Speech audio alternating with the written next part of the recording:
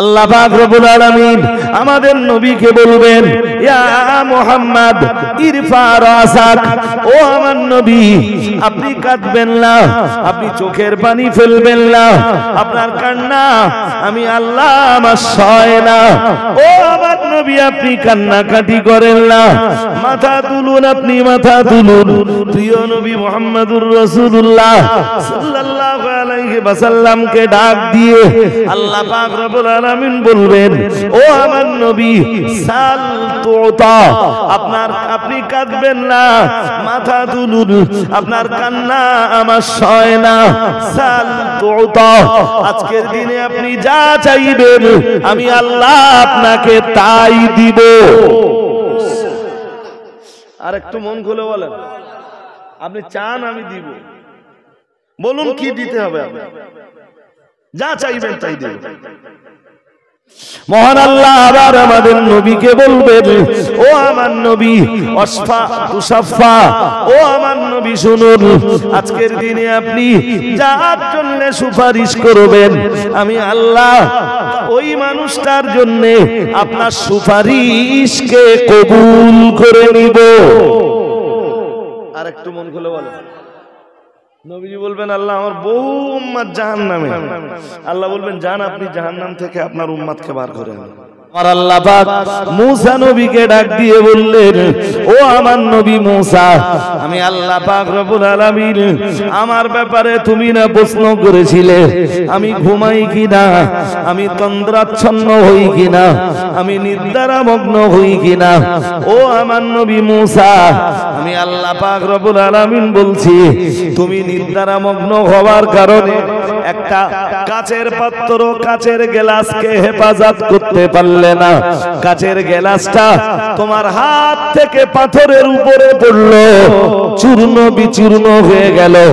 ও আমার নবী মুসা, তুমি কি, আমি আল্লাহ পাক তোমায় বলছি মুসা, আমি আল্লাহ যদি ঘুমিয়ে যাই, আমি যদি নিদ্রামগ্ন হয়ে যাই, আমি আল্লাহই তো আসমান জমিন সহ সব কিছুকে পরিচালনা করি।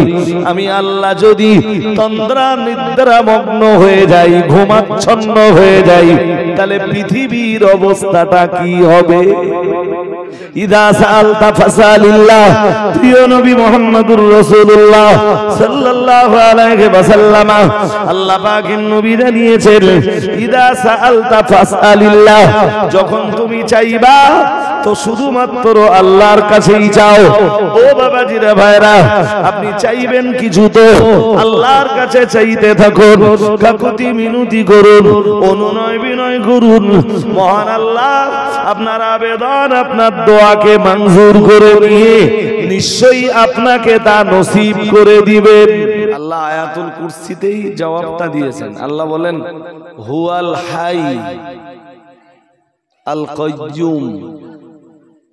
আয়াতুল কুরসির ভিতরেই জবাব আছে যে আল্লাহ ছাড়া কেন উপাস্য নাই, তার জবাব আল্লাহ জবাব দিয়ে বললেন, আল হাইয়ুল কাইয়্যুম। সুবহানাল্লাহ। আর একটু মন খুলে বলেন না, আল্লাহ বললেন তিনি চিরঞ্জীবী। তিনি মানে না, তিনি কখনো শুধু মরেন না ওই পর্যন্ত ওর ব্যাখ্যা নয়, ওর আরো ব্যাখ্যা হলো যিনি ছিলেন, আছেন, জোরে বলুন, থাকবেন। যিনি, তিনটে কথা, যিনি ছিলেন, আছেন, সব ধ্বংস হয়ে যাবার পরেও যিনি থাকবেন, তিনি ইবাদতের যোগ্য। আর একটু মন খুলে, আরে ভাই সাহেব, আল্লাহ ছাড়া আর কে আছে যিনি ছিলেন, আছেন, বলেন, থাকবেন? আল্লাহ ছাড়া দ্বিতীয় কেউ আছে না? এই হুড়ুহুড়িটা বন্ধ হলো না। আপনারা যে কজন মানুষ ছিলেন, যা শুনছিলেন, এতেই আমার ওয়াজ হয়ে যেত ইনশাআল্লাহ। বাট হুড়ুহুড়ি কিছু লোক তো শুনবে না, আর হই হুল্লোড়ের ভিতরে তারা ভালোই আছে। ছাড়ুন।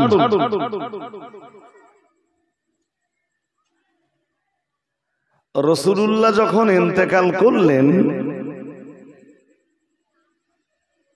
রাসূলের ইন্তেকাল হযরত ওমর মেনে নিতে পারছিলেন না।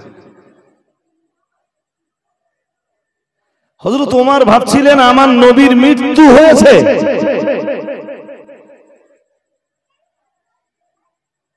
এটা পসিবল নয়। দেখুন, আবার এর মানে এইটা নয় যে আমি কবর জগতে রাসূলকে মুর্দা বলছি, তা নয়। কবর জগতে রাসূলুল্লাহ জিন্দা জিন্দা জিন্দা, নো ডাউট জিন্দা, কিন্তু মৌত রাসূলুল্লাহর দুনিয়াতে হয়েছে। আর যদি বলেন না হয়নি, তাহলে কোরআনের বহু আয়াত অস্বীকার করা হবে।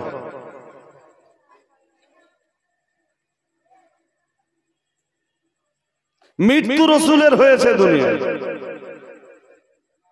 কিন্তু কবরে তিনি হায়াতুন নবী। ও পর্যায়ে আলাদা, এ পর্যায়ে আলাদা।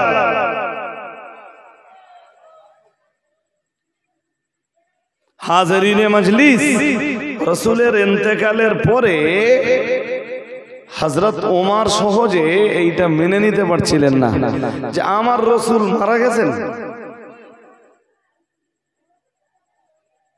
এমনকি এক পর্যায়ে এসে হযরত ওমর বলছিলেন, কেউ যদি বলে যে আমার রাসূল মারা গেছেন, ওমরের থেকে তার নিষ্কৃতি নেই।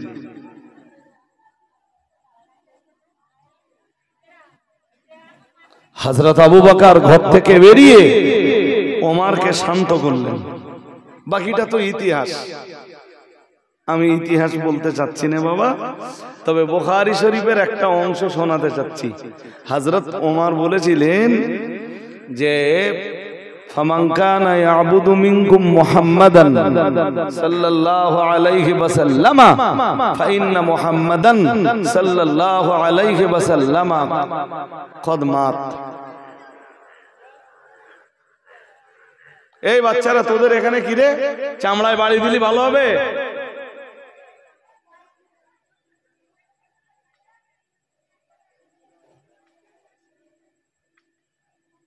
ছোটবেলায় দেখতুম ছেলেপিলে অজনসিয়াতের মজলিস হলি বসতো সব সন্ধ্যেবেলা। সন্ধ্যেবেলা দরুদ শরীফ পড়বে কে? তো বাচ্চা কাচ্চা, আমরা তখন বাচ্চা কাচ্চা ছিলাম যে পুরো বসে যেতাম টুপি টাপ্পা খাটিয়ে। আর এখন একটা বাচ্চা এই মজলিসে নেই, মানে পুরো একটা জেনারেশন ধ্বংসের পথে। যাক ছাড়ুন।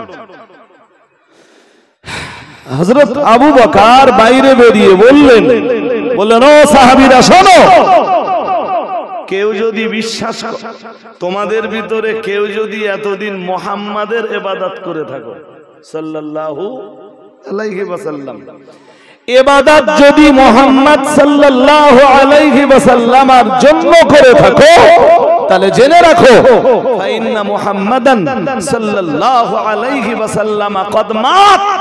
আমি আবু বকর সাক্ষ্য দিচ্ছি, নিশ্চয়ই মুহাম্মদ সাল্লাল্লাহু আলাইহি ওয়াসাল্লাম মারা গেছেন। ওমান কানা মিনকুম ইয়াবুদুল্লাহ ফাইন্নাল্লাহা হাইয়্যুন লা ইয়ামুত। আর এতদিন তোমরা যদি আল্লাহর ইবাদত করে থাকো, আমি আবু বকর বলছি ফাইন্নাল্লাহা হাইয়্যুন লা ইয়ামুত, নিশ্চয়ই আমার আল্লাহ জিন্দা জিন্দা জিন্দা, আমার আল্লাহ চিরঞ্জীবী, আমার আল্লাহ কখনো মরবেন না, মৌত আল্লাহকে কখনোই স্পর্শ করবে না। আর একটু মন খুলে বলেন, তাহলে ইবাদতের যোগ্য হওয়ার জন্য কি লাগবে? চিরঞ্জীবী হওয়া লাগবে। কি লাগবে? আমার কথা বুঝতে পারতেছেন না? আরে ভাই সাহেব, ইবাদতের উপযুক্ত হওয়ার জন্য চিরঞ্জীবী হওয়া লাগবে।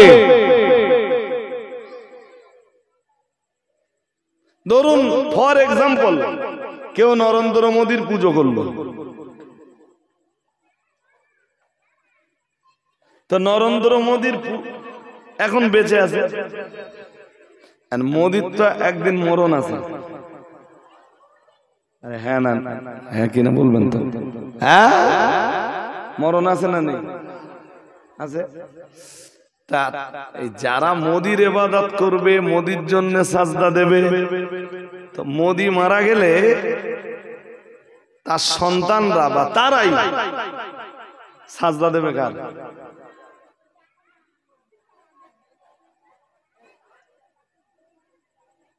আমরা বললাম আল্লাহ আপনি একমাত্র ইবাদতের যোগ্য, কেন? আল্লাহ বললেন কেন শুনবা? হুয়াল হাই আল কাইয়ুম, আমি ইবাদতের যোগ্য এই জন্য যে আমি হলাম চিরঞ্জীবী। সুবহানাল্লাহ।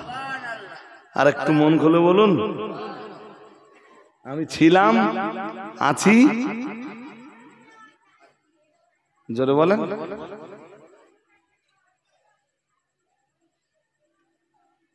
তুমি তামাম আকাশে আর জমিনে একজনকে খুঁজে বার করো যিনি ছিলেন, আছেন, থাকবেন, যদি দ্বিতীয় কাউকে পাও ইবাদত তার জন্য করতে পারো। পাবে না তুমি দ্বিতীয় কাউকে।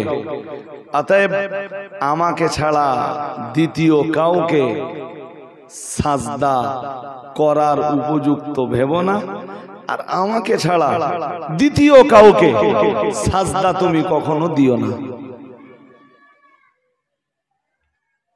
আমার কথা বুঝতে অসুবিধা হচ্ছে? আরে হ্যাঁ না জোর করে বলবেন তো, অসুবিধা হচ্ছে?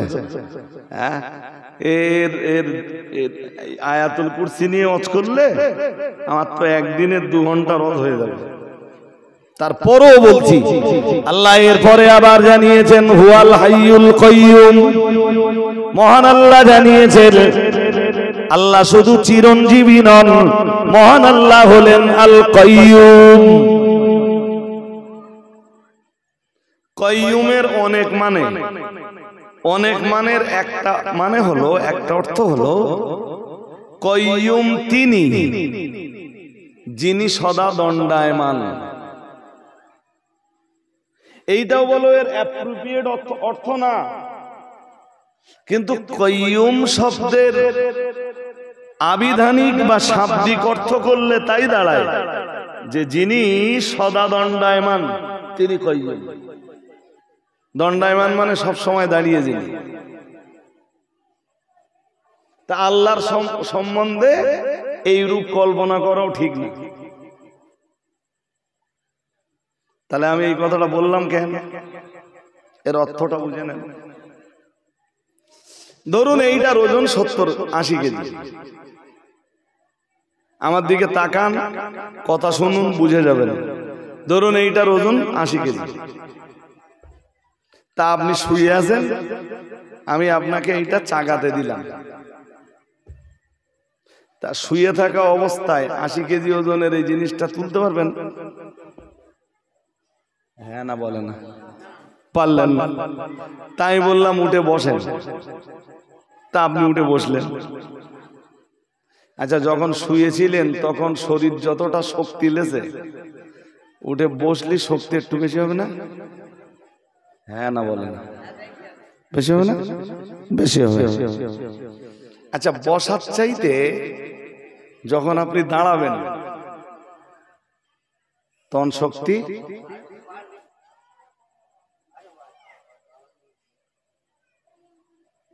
যে কারণে কাইয়ুমের আর এক মানে হলো যে কাইয়ুম তিনি যিনি সবচাইতে বেশি শক্তিমান। তামাম আসমান, তামাম জমিনের সব শক্তি যার শক্তির কাছে দুর্বল হয়ে যায় তিনি হলেন কাইয়ুম।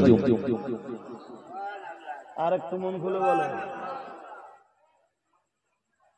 একমাত্র দুর্বল হয় না কার শক্তি? কথা বলে না, বলবেন তো? একমাত্র দুর্বল হয় না কার শক্তি? আপনি নিজের পর্যায়টা একটু ভাবুন। এখান থেকে 35 বছর আগে কি 38 বছর আগে আমি যখন বাচ্চা ছিলাম, তখন আমার গায়ে একরকম শক্তি ছিল। 10 বছর বয়সে আর এক রকম শক্তি, 18 বছরে আর এক রকম শক্তি, 25 বছরে আর এক রকম কন্ডিশন, 35-এ যে এবার শক্তি পড়তে থাকবে। হ্যাঁ না বলেন? তাই তো 40 টপকে গেল, শক্তি আরো বলবেন তো 50, 55, 60, শক্তি আরো 65, 70, 75, 80, 90।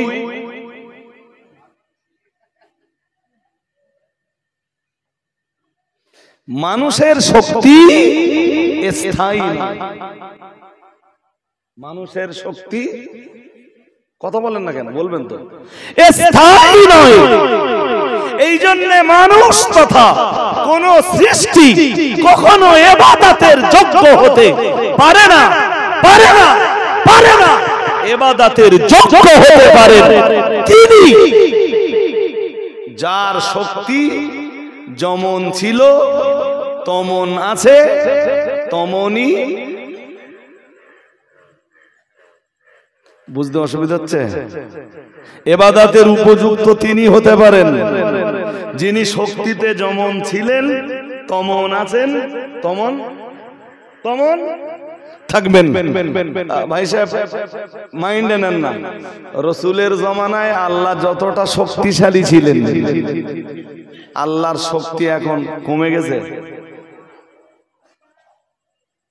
আমরা পৃথিবী থেকে বিদায় নেওয়ার পরে আরো 1000 বছর পৃথিবী যদি টেকে থাকে, আল্লাহর শক্তি তখন কমে যাবে। পৃথিবী ধ্বংস হয়ে যাওয়ার পরে আল্লাহর শক্তি কমে যাবে, কমবে না তো? তাহলে সাজদা পাওয়ার, ইবাদত পাওয়ার একমাত্র যোগ্য তিনি যার শক্তি কখনো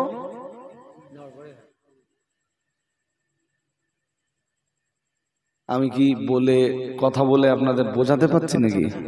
এই জন্য আপনি তাকে সাজদা দেবেন, এই জন্য আপনি তাকে ইবাদত করবেন, এই জন্য আপনি বেশি বেশি তাকে ডাকবেন। কাইয়ুমের আরো ব্যাখ্যা নেবেন? কাইয়ুমের আল্লাহর এক সিফাতি বা গুণবাচক নামই হলো কাইয়ুম। কাইয়ুমের আর এক ব্যাখ্যা হলো যিনি সুপ্রতিষ্ঠিত। এই শব্দগুলো আপনাদের জন্য হয়তো একটু কঠিন হবে, তবু শুনলে আপনি কেন শিরক করবেন না?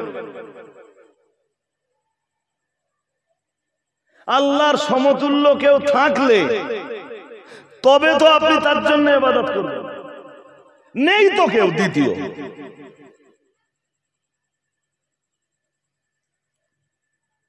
কাইয়ুম শব্দের আর এক অর্থ হলো সুপ্রতিষ্ঠিত, যিনি নিজে নিজেই প্রতিষ্ঠিত এবং সবাইকে যিনি প্রতিষ্ঠা দিয়েছেন তিনি কাইয়ুম।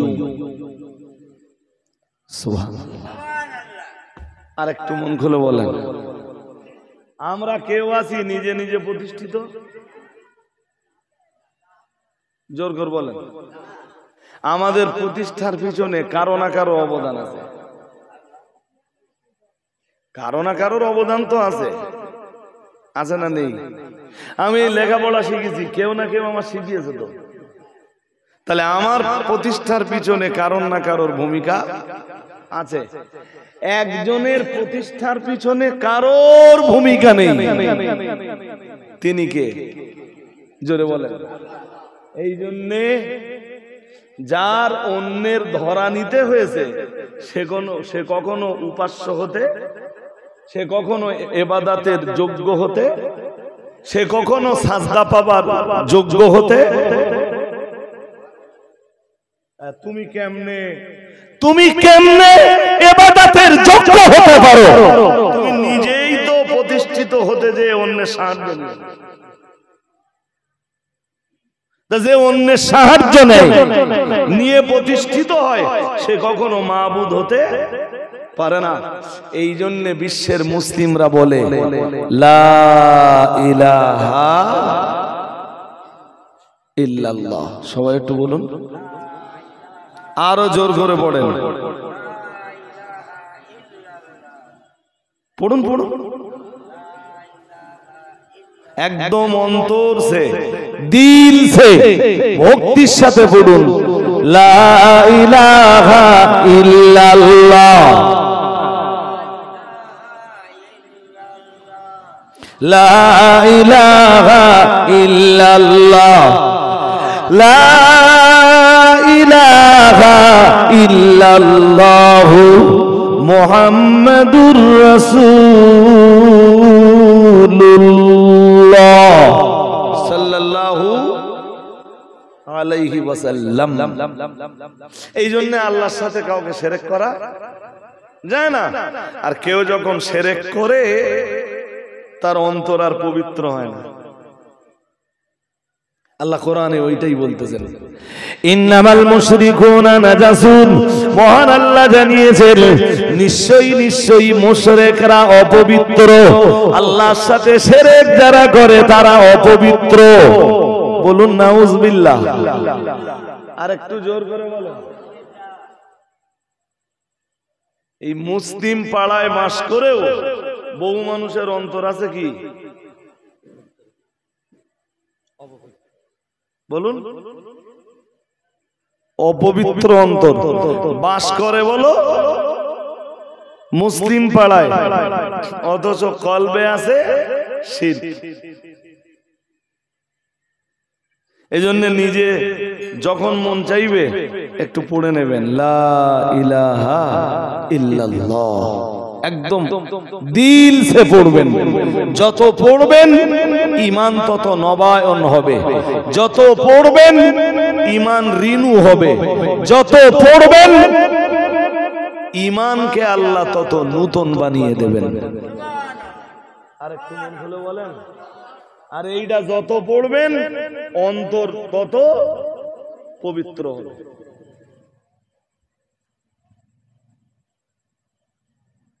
আমি কি ওয়াজ দিয়ে শুরু করেছিলাম মনে আছে? বলেছিলাম পবিত্রতার অনেক পর্যায় আছে, যার একটা পর্যায় হলো কালবি পবিত্রতা, অন্তরের পবিত্রতা। সেই অন্তরের পবিত্রতা হাসিল হওয়ার একটা উপায় হলো শিরক মুক্ত অন্তর তৈরি করা, যে অন্তরে শিরক থাকবে না। ইনশাআল্লাহ বলুন। আমি চাইবো তো কার কাছে চাইবো? আল্লাহর কাছে চাইবো।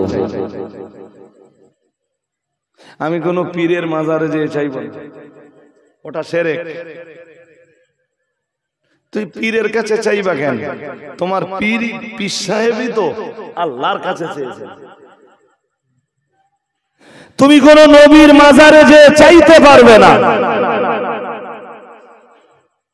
কারণ তোমার নবী তো কার কাছে চেয়েছেন? জোরে বলেন। তুমি পীরের কাছে যেয়ে চাচ্ছ কেন?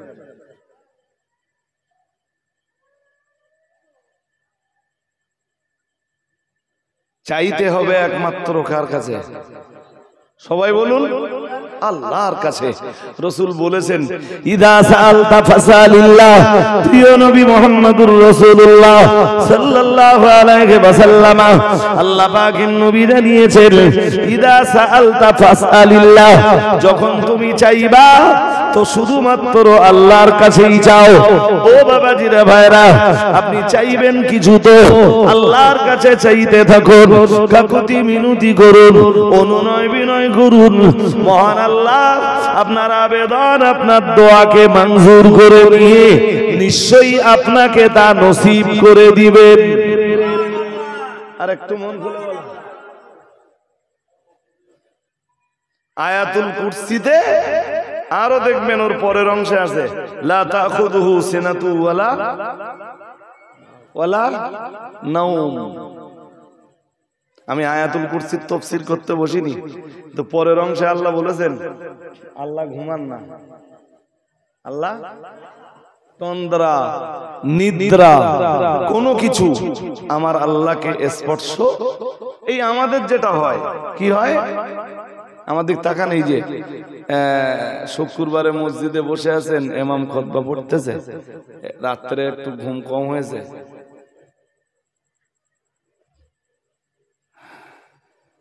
ঘুম তো দূরের কথা, ওই যেটুকু দেখালাম আমি ওটুকু আল্লাহর কখনো, আপনি বলবেন কেন আসে না, তার ব্যাখ্যাটা নেন। মুসা আলাইহিস সালাম একদিন আল্লাহকে জিজ্ঞেস করলেন, বললেন আল্লাহ আপনি ঘুমান না?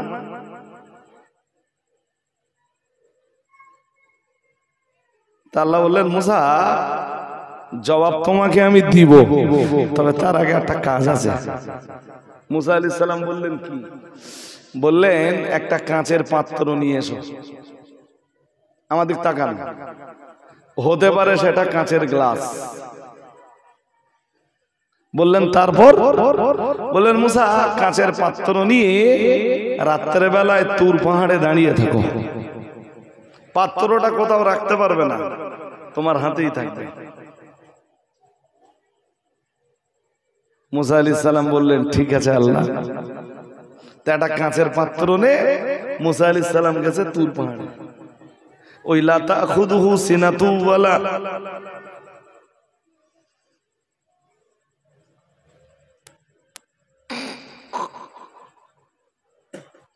এই গোছি তোর কি এখানে মানে বাড়ি যা।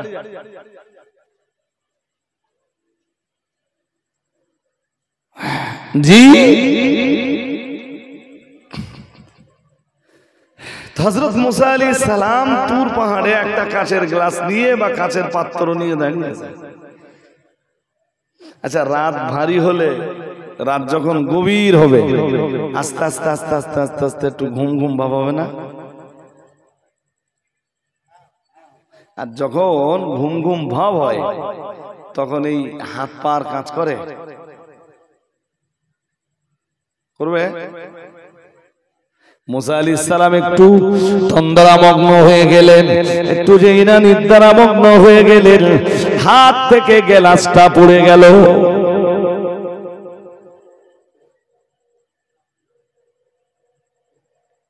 আল্লাহ তো আমাকে বলেছিলেন কাঁচের পাত্রটা ধরে রাখতে, আমি পারলাম না, পড়ে গেল।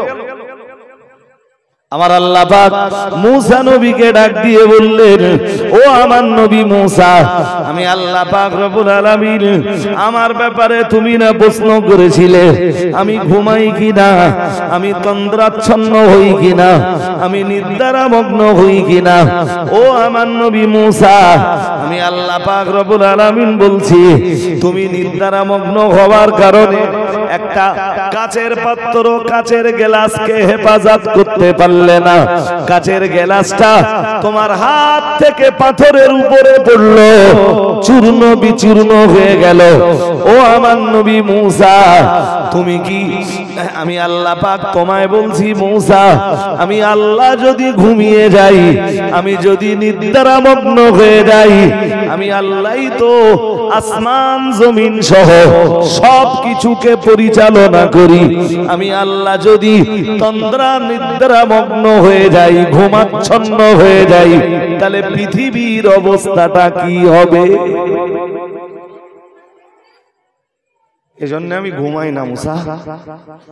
সুবহানাল্লাহ। আরেকটু মন খুলে,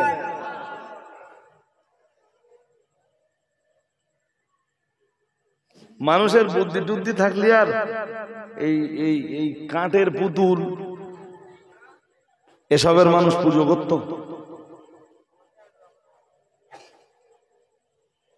ছাড়ুন ভাই ওসব কথা। জি আপন জায়গায় থাক। আমার যেটা বলার আপনাদের কাছে সেটা হলো, এই কারণেই আমার আল্লাহ ইবাদতের একমাত্র যোগ্য।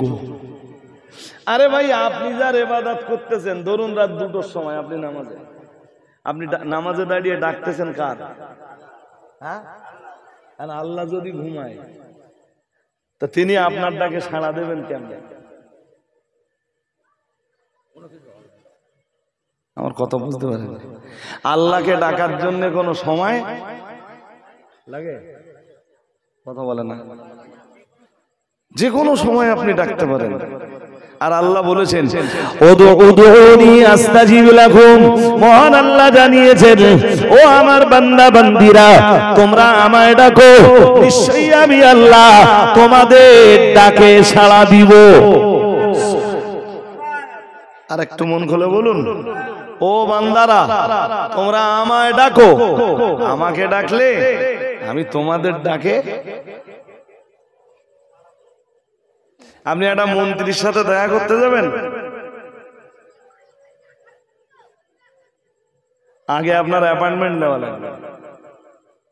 শুধু অ্যাপয়েন্টমেন্ট না, অ্যাপয়েন্টমেন্টে টাইম থাকবে, নির্দিষ্ট টাইমে আপনাকে যেতে হবে, তাও দেখা হতেও পারে। আমার আল্লাহর সাথে কথা বলার জন্য আর আমার আল্লাহকে ডাকবার জন্য কোনো অ্যাপয়েন্টমেন্ট লাগে না, নির্দিষ্ট কোনো সময় লাগে না। আল্লাহকে ডাকবার জন্য কোনো মিডিয়া মানে মাধ্যম যে ওরে ধরে গেলি মন্ত্রীর সাথে আমার দেখা হবে, ওর মাধ্যমে গেলে আমি প্রধানমন্ত্রী নরেন্দ্র মোদীর সাথে কথা বলতে পারবো। আমার আল্লাহর সাথে কথা বলবার জন্য এই ছেলে কি হলো, কোনো সমস্যা? তাহলে হুড়হুড়ি করলে হবে না কেন? এটা ওয়াজের মজলিস, এর পবিত্রতা সব সময় বজায় থাকবে। জি, এই কারণে আপনার যখন মন চায়, যত গভীর রাতে মন চায়, কোনো মিডিয়া লাগবে না, কোনো টাইম লাগবে না, নির্দিষ্ট কোনো সময়ও লাগবে না। আপনার আল্লাহকে আপনি যখন ইচ্ছা মন খুলে ডাকুন। তিনি বলেছেন বান্দা ডাকলে আমি অবশ্যই আমার বান্দার ডাকে সাড়া দিয়ে থাকি। আর একটু মন খুলে, আর ইবাদতের যোগ্য তিনি হতে পারেন যে যখন যেভাবে ডাকছে তার ডাকে তখন সেইভাবে যিনি জবাব দেওয়ার উপযুক্ত, তিনি ইবাদত পাওয়ার যোগ্য।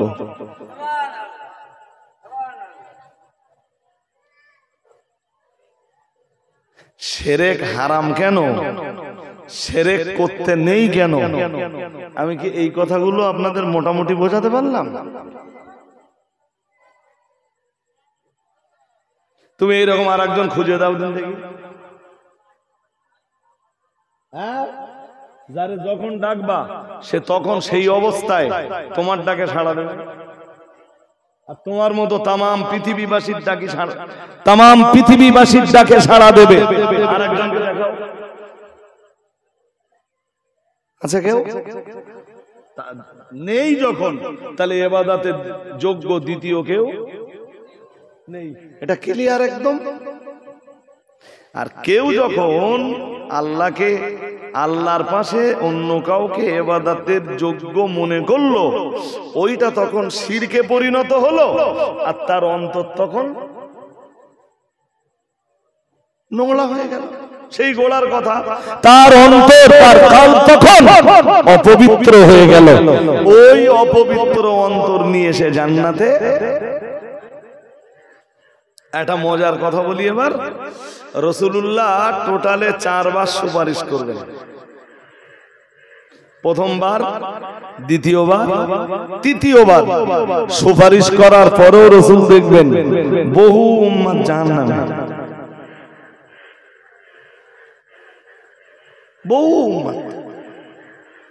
এই কথাটা মন দিয়ে শোনেন। রাসূল চতুর্থবার আওয়াজ সাজদায় পড়ে যাবেন, যে বলবেন আল্লাহ আমার বহু উম্মত তো জাহান্নামে, আল্লাহ তুমি তাদেরকে মুক্তি দাও।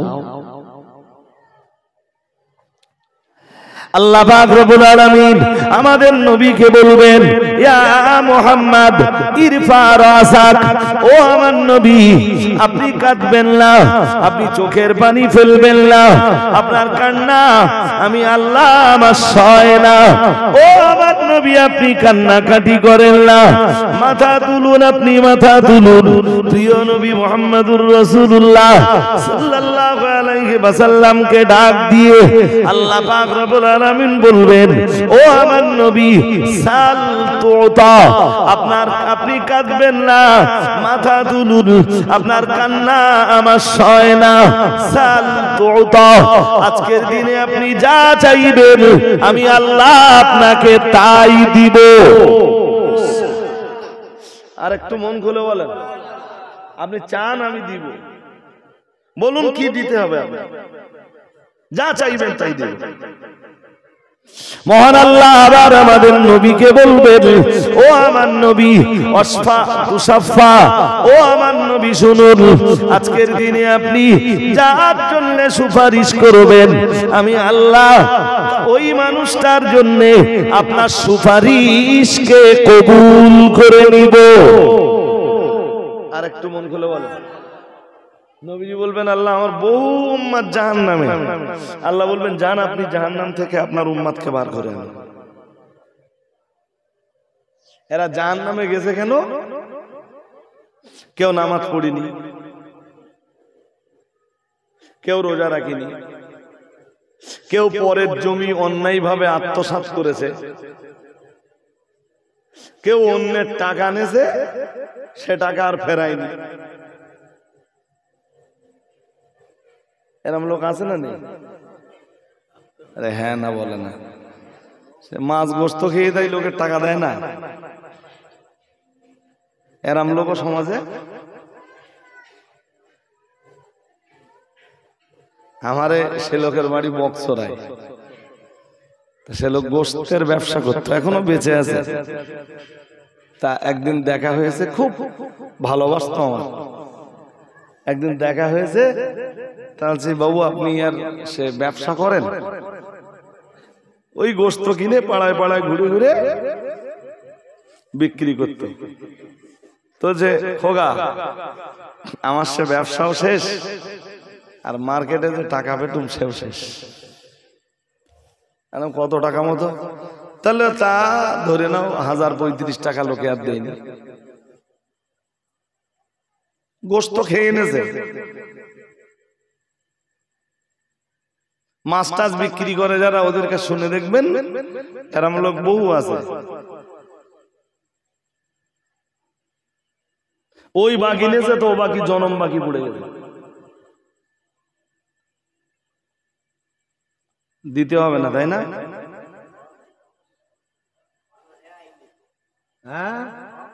হাসরের ময়দানে ও দুটো অপশন, হয় তোমার নেকি কেটে আল্লাহ শোধ করে দেবে, আর তোমার নেকি যদি না থাকে তাহলে ওর কিছুটা গোনা ওই টাকার পরিমাণ অনুযায়ী খানিকটা গোনা কেটে আল্লাহ তোমার ঘাড়ে চেপে দেবে।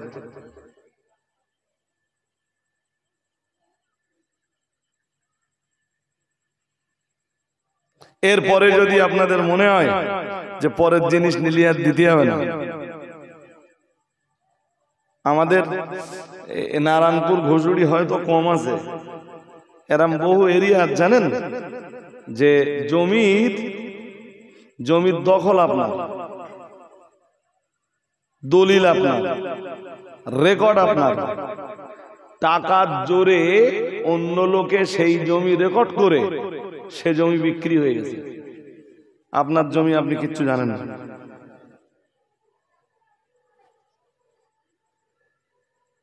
এরম কেস খবর রাখেন?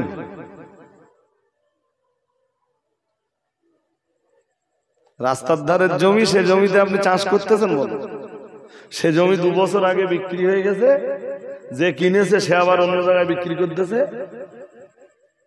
তার কাছ থেকে আর একজন কিনেছে, তার নামে দলিল রেকর্ড সব হয়ে গেছে, আপনার বাড়িও দলিল রেকর্ড সব আছে, জমির দখল পজিশন আপনার। এই যারা আপনার এই জমি কিনেছে, এরা সবাই সমাজের প্রভাবশালী, সবাই সমাজের পয়সাওয়ালা। আপনি খবরই রাখেন, যেদিন জমি দখল করতে আসবে সেদিন আপনি ভাববেন তাই তো সেই তো। আপনি যতক্ষণ তাই তো সেই তো করবেন, গ্রামের মোড়ল মাতব্বরদের ডাকবেন, জি আপনি জানবেন যে আপনি যে মাতব্বর ডাকতেছেন বিচারের জন্য, ওর অনেক ওপরের মাতব্বর তাদের হাতে আছে। শেষ পর্যন্ত আপনার জমি ছেড়ে উঠে আসা ছাড়া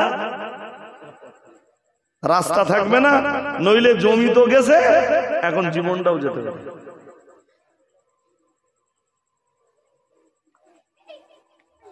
আপনি কি বলতে চাচ্ছেন? এদের ভিতরে আল্লাহর ভয়, খোদা ভীতি, আল্লাহর আদালতের সামনে একদিন দাঁড়াতে হবে, এ ভয় আছে?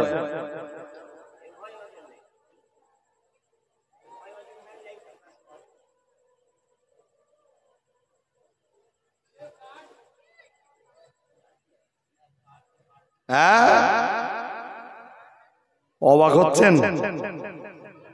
এরকম কেসে আমার কাছে এসে চোখের পানি ফেলা মানুষও আছে, হাও করে কাঁদছে, বলছে হুজুর আমার এত মূল্যবান জমিটা কেড়ে নিল, আমি কিচ্ছু করতে পারলাম না, কেউ আমার পক্ষে কথা বলল না। কথা বলবে কি? যারা একটু কথা বলার মতো টাকাতে সব মুখ তারা বন্ধ করে দিয়েছে।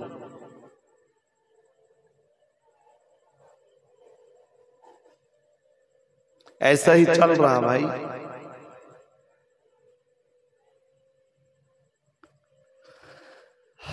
হিসাব আল্লাহর কাছে একদিন দিতেই হবে, এই বিশ্বাসটা মাথায় রাখুন। কারো ঋণ দেনা কখনো মেরে দেবেন, এই মানসিকতাটা যেন না আসে। আপনি জানেন খোদ রাসূলুল্লাহ ঋণগ্রস্ত ব্যক্তির জানাজা পড়তেন না। একটা লাশ এলে শুনতেন, বলতেন হাল আলাইহি দাইন, লোকটার ঋণ আছে। সাহাবীরা যদি বলতেন আছে, রাসূল বলতেন শোধ করার মাল আছে। সাহাবারা যদি বলতেন আছে, রাসূল বলতেন ওর মাল থেকে আগে ওর ঋণ শোধ করে দাও। আর যদি সাহাবীরা বলতেন ঋণ আছে মাল নেই, রাসূল বলতেন তোমরা কেউ আছো তোমাদের মরা ভাইয়ের ঋণের দায়ভার নিজের কাঁধের উপরে চাপিয়ে নেবে? যদি কেউ থাকতো রাসূল জানাজা পড়াতেন। কেউ দায়িত্ব না নিলে রাসূল পিছিয়ে এসে বলতেন সাল্লু আলা আখিকুম, তোমরা তোমাদের মরা ভাইয়ের জানাজা পড়াও।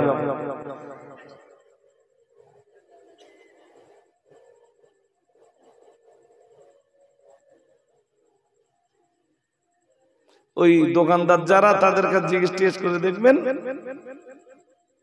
দোকানদারদের কাছে জিজ্ঞেস করে পাওয়া যাবে।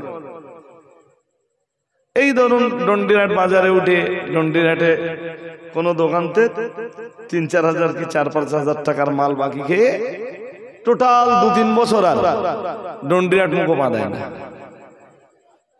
সে দোকানদার কি অন্যায় করেছে? ও দোকান বন্ধ করে এখন এর পিছনে এর তাড়াবে? এ আর ডন্ডিয়াতেই যায় না, এখন যায় সাতশুলো বাজার।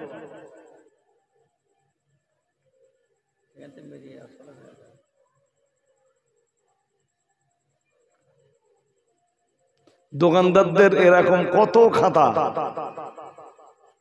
কত পৃষ্ঠা পড়ে আছে, ঋণ ঝুলে আছে, তার ঠিক ঠিকানা নেই। আপনি জিজ্ঞেস করতে পারেন যে আমি জানি কি করে?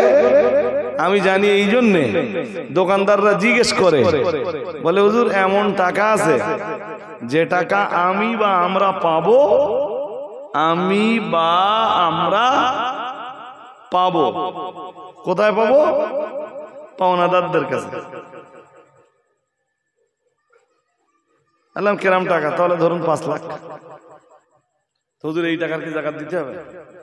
এ তো পুরো অনাদায়।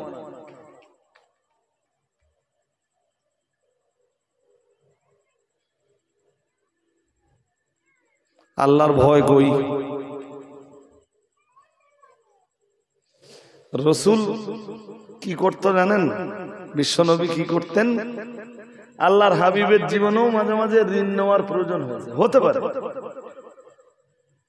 তো রাসূলুল্লাহ যার কাছে ঋণ নিতেন, তার ঋণ পরিশোধের নির্ধারিত যে দিন থাকতো, ওই নির্দিষ্ট দিনে রাসূল তার ঋণ পরিশোধ করে দিতেন, অথবা সময় আসবার আগে রাসূল তার ঋণ ক্লোজ করে দিতেন।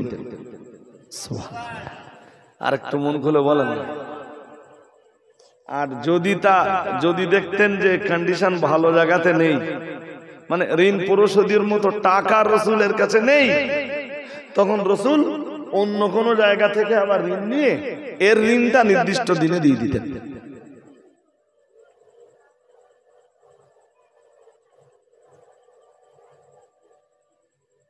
কিন্তু কি দিন পড়ে গেছে, একটা লোক 3 জায়গাতে ভাটায় কাজ করার নাম করে টাকা নিচ্ছে।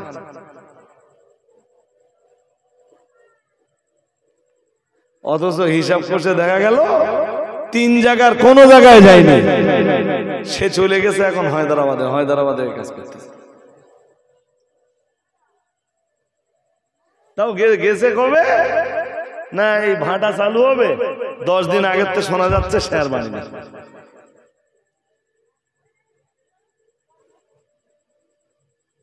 এই ঘুম পাচ্ছে আপনাদের নাকি?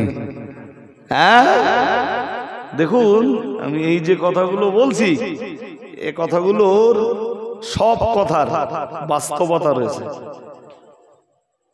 তাহলে আপনাকে বলতাম না এ কোন মানসিকতার লোকেরা।